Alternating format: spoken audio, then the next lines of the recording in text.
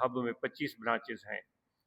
अल्हम्दुलिल्लाह ये बड़ी अच्छी दोस्तों की मेहनत और कोशिश है, और उम्मीद है कि उन 25 ब्रांचेस में जमायत इस्लाहुल मुस्लिमीन के साथ रूहानी तलबा जमात की ब्रांचेस का भी क़याम अमल में आया होगा।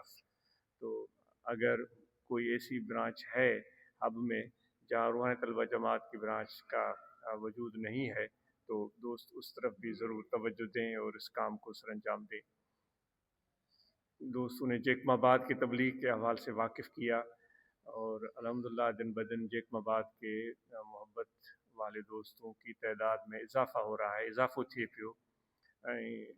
अल्लाह ताला जो शुक्र आहे, जो ज़िक्र वारा जिथे भी आहिनि उहे न सिर्फ़ु पाण पंहिंजी दिलनि खे ज़ाकिर ऐं शागिल रखनि था, पर उन सां गॾु पंहिंजे दोस्तनि खे ऐं भर पासे में वेठल अहबाब खे बि इन दौलत खां आगाह कनि था। अॼु जे दौर में असां सभिनी खे ज़रूरत आहे इन शइ जी त गॾिजी हलूं, इतिहाद ऐं इतिफ़ाक़ यगानगत हुजे, ऐं इन सफ़र में असां ईअं सम्झो हिक ॿिए जे हथ में हथ ॾेई हलूं, छो त जंहिं हर तरह जी सूरत हाल असांजे साम्हूं आहे। जेके असांजा ख़ैरख़्वाह हूंदा उहे केतिरा आहिनि उहो बि अव्हांखे अंदाज़ो हूंदो, मूंखे अंदाज़ो हूंदो। जेके ख़ैरख़्वाह न आहिनि उहे केतिरा आहिनि उहो बि अव्हांखे ऐं असांखे अंदाज़ो हूंदो।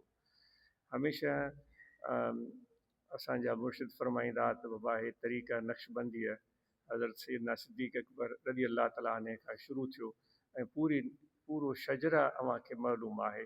जेके बि असांजा मशाइख़ हुज़ूर अलैहिस्सलातु वस्सलाम जी ज़ात खां वठी हेल ताईं आहिनि, उन्हनि सभिनी जो अव्हांखे इल्मु आहे। उन्हनि जी हालात खे अव्हां पढ़ो, उन्हनि जी तइलीमात खे अव्हां पढ़ो, उन्हनि जे सोबत में वेठल माण्हुनि जे बारे में अव्हांखे मालूमात मिलंदी।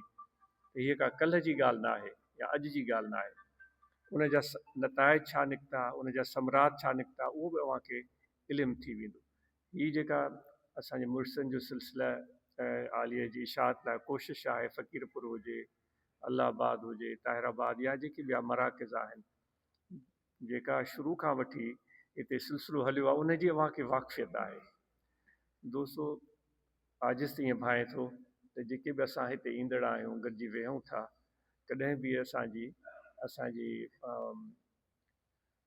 नुक़सानु न थियो हूंदो। आजिज़ खे इहा उमेद आहे, मां पंहिंजे बारे में बि सोचां पियो, अव्हांजे बारे में बि, पर फ़ाइदो ई थियो हूंदो। असांखे यकसूई मिले थी, असांखे दिलि जो सुकून मिले थो, असांखे पंहिंजी दुनियावी ज़िंदगीअ में अमली कोशिशि करण जो जज़्बो असां में बेदार थिए थो।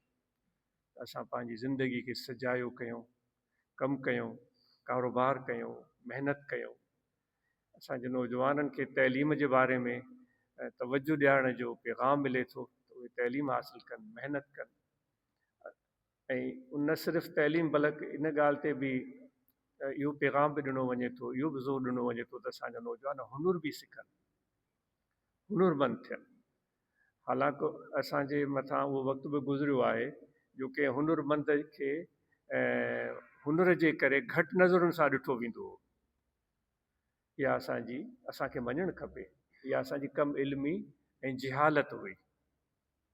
जेकॾहिं हाणे बि आहे असां में इहा ख़राबी, त पोइ बि हिनखे जिहालत चइबो। अदा हे त मोची आहे, अदा हे त हजम आहे, अदा हे त हीअ आहे, हे कासाई आहे। दोस्तो इहा सोच असांखे बदिलाइण जी ज़रूरत आहे। अल्लाह ताला जे नज़रुनि में ख़ुदा जा सभु माना बराबरि आहिनि। हुज़ूर अलैहिस्सलातु वस्सलाम जे नज़रुनि में असां सभु बराबरि आहियूं। जो पाण इरशाद फरमायूं, न अछे खे कारे ते बरतरी, न कारे खे अछे ते बरतरी। असां ऐं अव्हां पंहिंजे हाल ते ग़ौर कयूं, असां कहिड़ा तीर हयां आहिनि।